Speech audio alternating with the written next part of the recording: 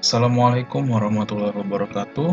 Perkenalkan, saya Rehan Saferi Munandar dengan NPM saya 205705121. Jadi pada video kali ini saya akan menjelaskan mengenai tugas 1 mata kuliah pengantar organisasi komputer. Jadi mungkin langsung saja saya menjelaskannya dari yang pertama adalah perbedaan arsitektur komputer dengan organisasi komputer. Perbedaannya, kalau pada arsitektur komputer, ia adalah merupakan sebuah teknik yang diterapkan suatu organisasi komputer dalam melakukan perancangan agar dapat berjalan seharusnya.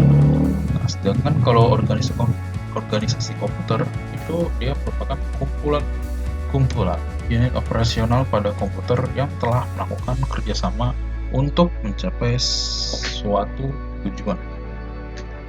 Kalau arsitektur komputer ini juga dia memiliki sekumpulan atribut sistem komputer yang terkait dengan seorang programmer. Nah, kalau organisasi komputer, dia memiliki sebagai bagian yang terikat dengan sekumpulan unit-unit operasional dan interkoneksi antar komponen sistem komputer untuk merealisasikan aspek khusus, yaitu arsitekturalnya.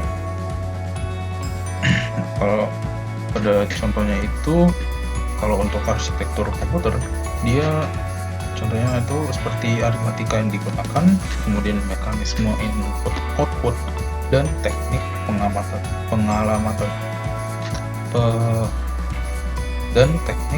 pengalamannya. Sedangkan kalau organisasi komputer, dia seperti perangkat antarmuka, teknologi hardware, dan sinyal kontrol. Kemudian selanjutnya itu adalah store program. Store program adalah instruksi dan data yang disimpan dalam tempat penyimpanan internal sebuah komputer. Instruksi dapat diolah lebih cepat dan mudah dimodifikasi. Konsep ini diperkenalkan oleh John von Neumann pada tahun 1945 dan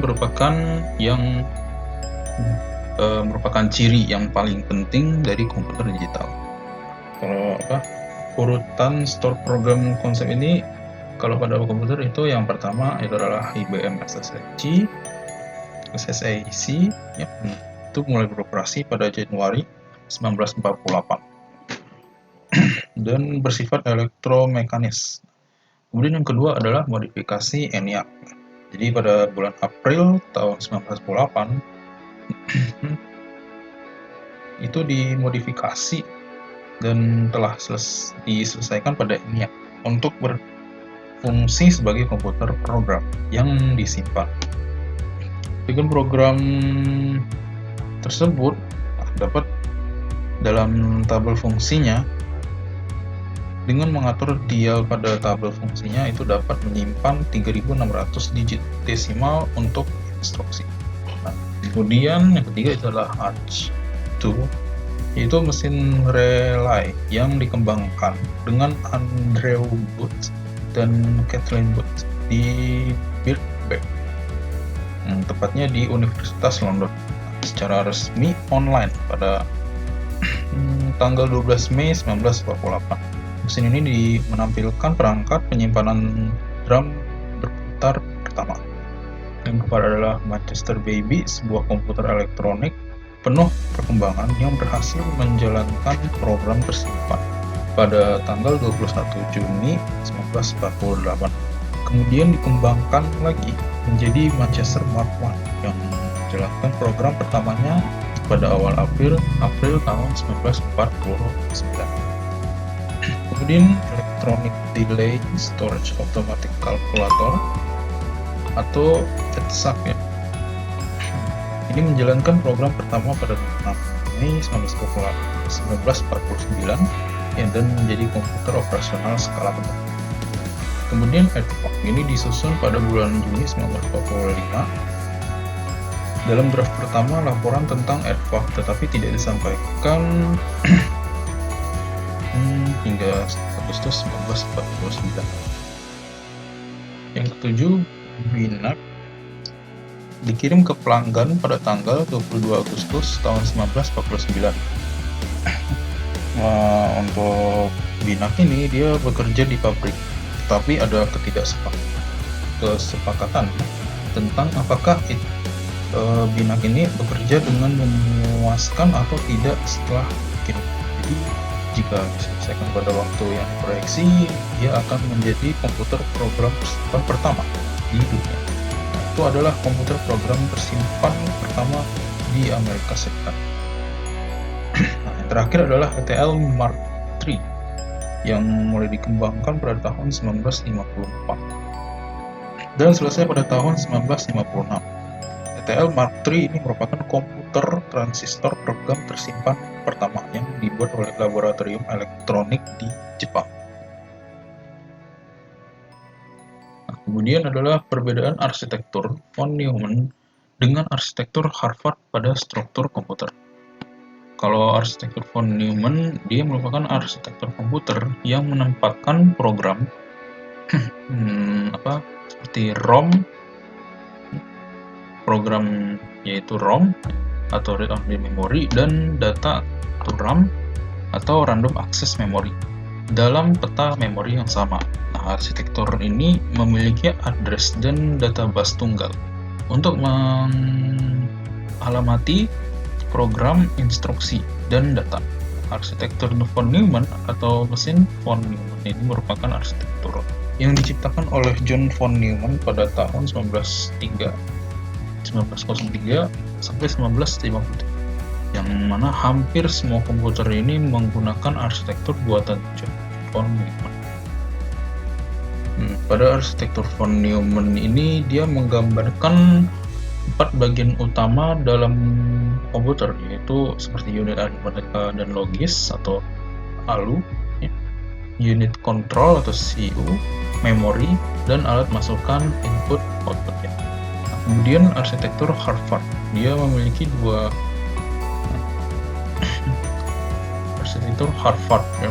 Kalau arsitektur Harvard ini memiliki 2 memori yang terpisah, satu untuk program dan satu untuk data. Yang mana arsitektur ini merupakan kebalikannya dari model von Neumann. Kalau von Neumann itu menggabungkan ROM dan RAM menjadi satu. Ya, maka kalau yang arsitektur Harvard ini dia memisahkan kedua memori tersebut. Kemudian adalah instruction set architecture atau arsitektur set instruksi. Arsitektur set instruksi ini adalah suatu perintah yang diberikan kepada sebuah PC atau CPU guna untuk menjalankan sebuah OS atau sistem operasi atau operating system dari suatu CPU tersebut. Set instruksi juga biasanya digunakan untuk perantara komunikasi dari programmer menuju mesin. Set instruksi biasanya berupa bahasa mesin yang digunakan sebagai jembatan komunikasi antara manusia dengan komputer. Instruction set architecture atau ISA ini didefinisikan sebagai suatu aspek dalam arsitektur komputer yang dapat dilihat oleh para pemrogram. Kalau secara umumnya ISA ini mencakup jenis data yang didukung, jenis instruksi yang dipakai, jenis register, model pengalamatan, arsitektur memori, penanganan interupsi, eksepsi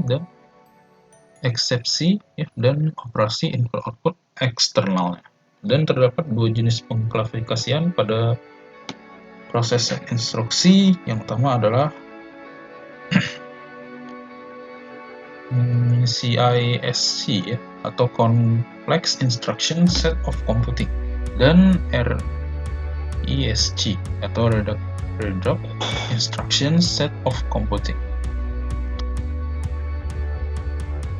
Kemudian microarchitecture. Kalau mikro itu adalah kan sesuatu hal yang kecil dan arsitektur pada komputer. Jadi kalau pengertian umum, jadi microarchitecture itu merupakan cara arsitektur set instruksi ya, atau dalam ISA yang diberikan serta diimplementasikan pada suatu prosesor tertentu. Dan kemudian adalah desain sistem.